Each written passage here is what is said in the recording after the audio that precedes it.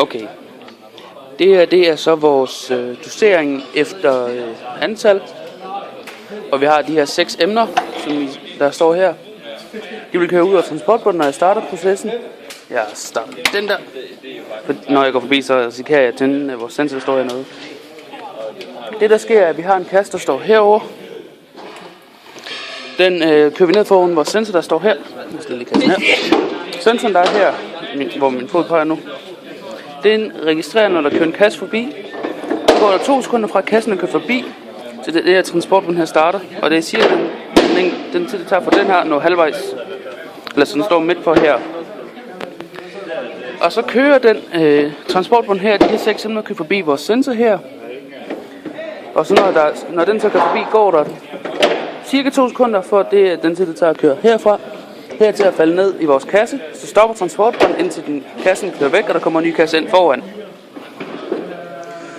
Og det vil jeg vise jer nu. Først slår vi lige fra. Aktiverer lige monitor, så jeg kan følge med. Okay, så vidt jeg husker, har den talt 2 eller sådan noget. Og det vil jeg gerne lige have slået fra. 1, 2, 3, 6. Som I kan se her på skærmen, der har vi vores system.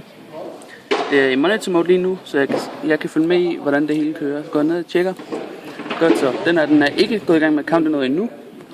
Det jeg gør nu, ja, jeg er forsigtig. Lige går ud.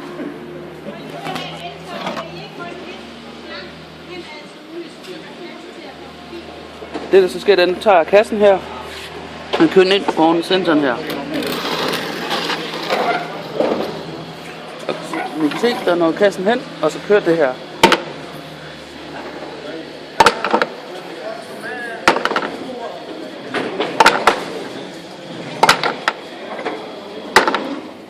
Som I kan se passet præcis med, at når det sidste emne er kørt ud af kanten, så stopper den.